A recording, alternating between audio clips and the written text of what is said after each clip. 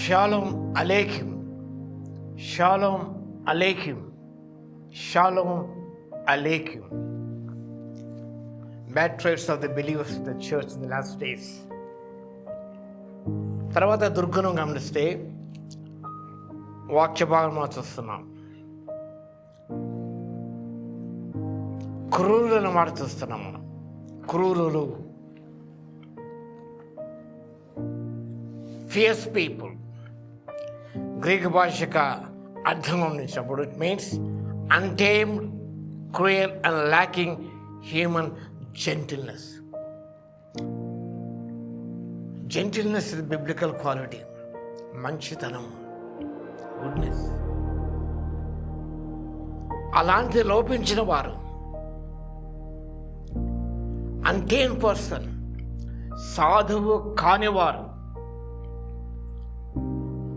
described as harsh, animal-like, societal breakdown in human behavior. చాలా హార్ష్గా ఉంటాం. సామాజికమైన సుహను కోల్పోయి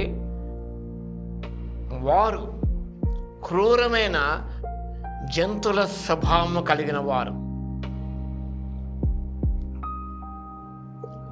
collapse of basic human sympathy.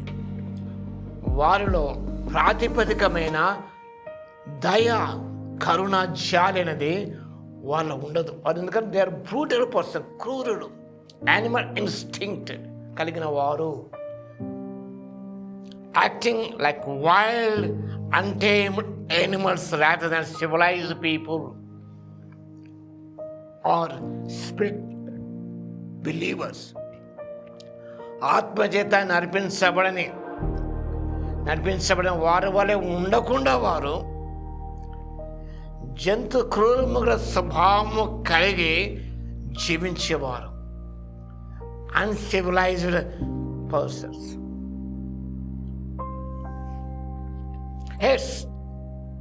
Haters of good, being actually hostile towards virtues and righteousness.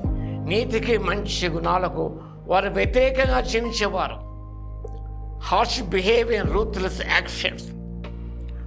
వారి క్రియలు, వారి యొక్క స్వభావము ఇవన్నీ కూడా డైలీ అతి క్రూరంగా ఉంటాయి. కాబట్టి Bible consistent commands love for neighbour and forbids revenge or cruelty. మన ఆ క్రూర స్వభావం ఉండకూడదు అని బైబిల్ ప్రబోధిస్తున్నది. సోదరుని పట్ల ప్రేమ కలిగి ఉండాలని సెలవిస్తున్నది. ప్రభు చెప్పిన మాట గమనించినప్పుడు లవ్ ఫర్ ఎనిమీస్, మీ శత్రువును ప్రేమించమన్నాడు. కాబట్టి మనలో ఆ క్రూరమైన స్వభావం, దయ లేని స్వభావం ఉన్నట్లయితే చాలా విచారకమైన విషయం. ఒక వ్యక్తి నాతో మాట్లాడినాడు, రాయికైనా చెమట పడుతుంది కానీ ఆ వ్యక్తికి చెమట పట్టదండి అని.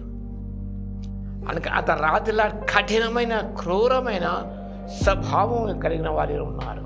బ్రూటాలిటీ. కాబట్టి ఆ దుర్గుణాన్ని మనం పెరికి వేసుకొని మనం should be kind to others. ఇతర పట్ల దయ కలిగి జీవించడానికి పరిశుద్ధాత్మ దేవుడి శక్తిని దయచేసిన దాకా ఆమె నిశ్చితకు పాత్ర మహోన్నతులు మీకు వందనాలు, స్తోత్రాలు తండ్రి. క్రూరమైన ఆ జంతువుల స్వభావం కలిగి ఉండకుండా ప్రభునైనా ప్రేమ కలిగి జీవిస్తూ సత్యం కలిగి చెప్పుచు మీ వల్ల ఉంటకు తండ్రి మీ ఆత్మశక్తి దయచేవలసిగా విజ్ఞాపన చేస్తాం. యేసయ్య నామములో ప్రార్థించి వేడుకొనుచున్నాను తండ్రి, ఆమేన్. మన తండ్రి అయిన దేవుని యొక్క ప్రేమయు, మన ప్రభువును రక్షకుడైన యేసుక్రీస్తు యొక్క కృపయు, పరిశుద్ధాత్మని యొక్క అన్యోన్య సహవాసం మనందరికీ సదాకాలము తోడై ఉండునుగాక. ఆమేన్.